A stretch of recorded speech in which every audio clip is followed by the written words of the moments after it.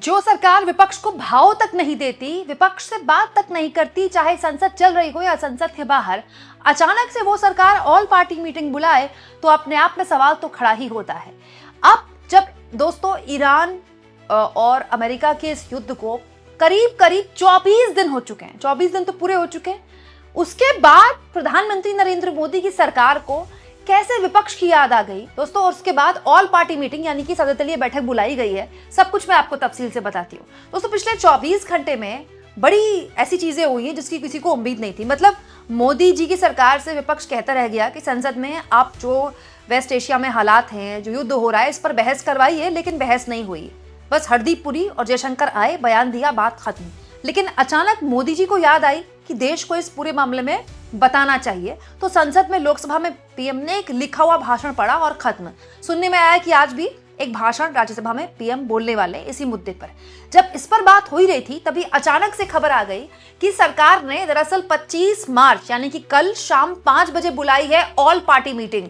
ये जब बुलाई गई है दोस्तों ऑल पार्टी मीटिंग, उससे ठीक पहले आज राजनाथ सिंह ने एक बेहद इंपॉर्टेंट मीटिंग ली है और अब दोस्तों खबर आई है कि ऑल पार्टी मीटिंग बुलाई गई है सरकार द्वारा। तो बड़ा सवाल ये है दोस्तों कि अब फिर सरकार ने ऑल पार्टी मीटिंग बुलाई, क्यों बुलाई, अब क्या ऐसा बदल गया? भाई युद्ध तो पहले भी सरकार का ये तर्क था, युद्ध उधर हो रहा है, हम क्यों डिस्कस करें, तो अब भी यही तर्क होना चाहिए। तो अब ऑल पार्टी मीटिंग बुलाकर सरकार क्या बात करना चाहती है? दरअसल दोस्तों इसके जरिए सरकार रीच आउट कर रही है विपक्ष को। क्यों? क्योंकि सरकार के ये बात समझ में आ गई है कि अब विपक्ष को रीच आउट करना ही पड़ेगा। सबसे बड़ा रीजन जो है दोस्तों वो है चुनाव। देखिए 5 राज्यों में विधानसभा चुनाव होने हैं, जिनमें से 2 राज्य ऐसे हैं, केरला और तमिलनाडु, जहां इसका सीधा असर दिखेगा। क्योंकि बहुत से ऐसे लोग हैं केरला और तमिलनाडु के जो कि खाड़ी देशों में काम करते हैं, या तो वापस आ गए या फिर उनके काम धंधे चौपट हो गए, तो ये चुनावी एक मुद्दा बन सकता है।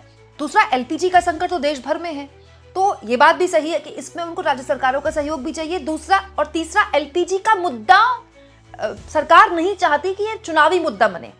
इस पर सरकार चाहती है कि वो बताए विपक्ष के लोगों को कि देखिए इसमें तो हम कुछ कर ही नहीं सकते हैं, राइट। तो एक दिखाने की कोशिश है कि देखिए इस पूरे मामले में सत्ता पक्ष और विपक्ष एकजुट है, एक ही प्लेटफॉर्म पर है। दोस्तों ऐसा करके सरकार एक आम सहमति बनाने की कोशिश कर रही है कि दुनिया में अगर कोई आवाज जाए तो वो एक आवाज हो। यही बात पीएम ने संसद में जब लोकसभा में बोल रहे थे तब भी यही बात बोली थी। लेकिन ऐसा करने में 24 दिन लग गए देश के प्रधानमंत्री को, मतलब देश की सरकार को 24 दिन लग गए, जब ऑलरेडी देश में एक नैरेटिव बन चुका है। देश ही नहीं पूरी दुनिया में बन चुका है। पूरी दुनिया की मीडिया में यही छप रहा है कि अमेरिका युद्ध हार चुका है। अमेरिका इजराइल जिस उद्देश्य के साथ ईरान पर उन्होंने धावा बोला था, ईरान पर हमले किए थे, वो उद्देश्य पूरा नहीं हुआ है, ना ही होने वाला है। एक्चुअली में दोस्तों इसका मतलब ये कि सरकार अंदाजा नहीं लगा पाई कि नुकसान इतना बड़ा हो सकता है।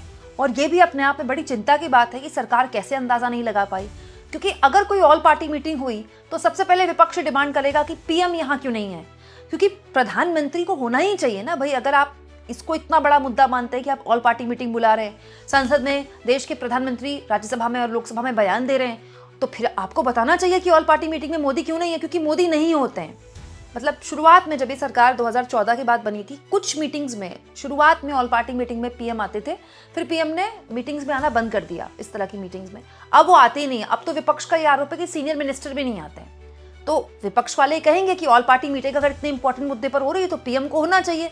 पीएम को इसलिए भी होना चाहिए, ये डिमांड कर सकते हैं विपक्ष के नेता, क्योंकि इस युद्ध से ठीक 2 दिन पहले पीएम ही इजराइल गए थे। ठीक है, तो प्रधानमंत्री ने एक स्टैंड लिया था ना कि इंडिया स्टैंड विद इजराइल। तो प्रधानमंत्री का अगर ये स्टैंड है तो ये पीएम ने खुद ही लिया था ना, विपक्ष को तब तक साथ में नहीं लिया था।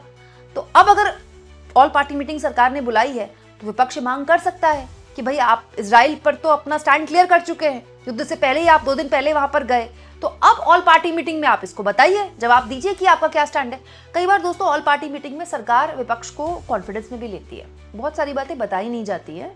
देखिए चाहे विपक्ष हो या सत्ता पक्ष हो, देश के खिलाफ कोई नहीं है, देश का विरोध कोई नहीं करता है और देश के हितों के साथ कोई खिलवाड़ नहीं करना चाहता। कई बार ऐसा भी होता है कि सरकार विपक्ष को कई चीजें बताना चाहती है तो वो बंद कमरे में बताती है, बाहर आकर भले ही विपक्ष के लोग कुछ आलोचना कर दे सरकार की या कुछ बोल दें, लेकिन वो कमरे के अंदर बेसिकली वो सरकार का समर्थन करते हैं या सरकार की बातों को समझते हैं, लेकिन वो सरकार से सवाल भी पूछते हैं। जैसे आपको याद होगा ऑपरेशन सिंदूर के वक्त भी ऑल पार्टी मीटिंग बुलाई गई थी, तब भी विपक्ष ने ही लगातार डिमांड की थी, लेकिन बुलाई गई थी। तब बाहर आकर जितने भी विपक्ष के लोग थे सबने बोला था एक मुश्त हम आपके साथ खड़े हैं, हालांकि कमरे के अंदर कुछ सवाल पूछे गए थे जिनका जवाब राजनाथ सिंह ने दिया भी था, ऐसा नहीं है कि जवाब नहीं दिया था। उस वक्त ऑल पार्टी मीटिंग में अमित शाह भी बैठे हुए थे, उनसे भी सवाल पूछा गया था कि पहलगाम में इतना बड़ा हमला हो कैसे गया। तो लेकिन वो जो सवाल पूछे गए, उनका जो जवाब आया, बाहर आकर किसी ने उस पर छीटाकशी नहीं की। तो ये भी हो सकता है कि विपक्ष को एक्चुअली बताया जा रहा हो, क्योंकि अब सरकार के बाद समझ में आ रही कि भाई स्टेट ऑफ हार्मोन्स अगले कुछ दिन अगर ऐसे ही बंद रहा तो फिर कितना बड़ा संकट खड़ा हो सकता है देश के अंदर। तो विपक्ष को अब बताना ही चाहिए। लेकिन सोचिए दोस्तों, ये सब करने में सरकार ने 24 दिन लगा दिए। दुनिया के जितने बड़े लोकतंत्र हैं वहां पर यह काम युद्ध के शुरुआती 4-5 दिनों में हो गया था। मतलब शुरुआती एक हफ्ते में तमाम जितने लोकतांत्रिक देश हैं उनके पार्लियामेंट में खड़े होकर वहां के राष्ट्राध्यक्ष बयान दे रहे थे, अपना स्टैंड क्लियर कर रहे थे। और हमारे देश की पार्लियामेंट में पीएम को ये करने में 23 दिन लग गए और ऑल पार्टी मीटिंग बुलाने में 24 दिन लग गए सरकार को। ये कितनी गंभीर बात होनी चाहिए। मतलब आप सोचिए, यहाँ ये भी बात उठ सकती है दोस्तों ऑल पार्टी मीटिंग में कि आपने एक स्टैंड क्लियर किया कि आप युद्ध से पहले इजराइल गए, ठीक है। दोस्तों उसके बाद विपक्षी भी कह सकता है कि खामनेई साहब को जिस तरह से कत्ल किया गया, आपने उस पर कोई बयान नहीं दिया। भाई भारत सरकार को 6 दिन लग गए ना उसमें शोक प्रकट करने के लिए, तो हो सकता है इसके बारे में भी सरकार कोई जवाब दे। भाई सरकार ऑन रिकॉर्ड कुछ ना बोले, लेकिन मीटिंग में तो जवाब देना पड़ेगा ना, नहीं तो आप ऑल पार्टी मीटिंग बुला क्यों रहे हैं। यहाँ ये भी जरूरी है दोस्तों कि अब अगर सरकार ऑल पार्टी मीटिंग बुला रही है, इसका मतलब सरकार ये बात मान रही है कि मामला अब गंभीर हो चला है भारत के लिए।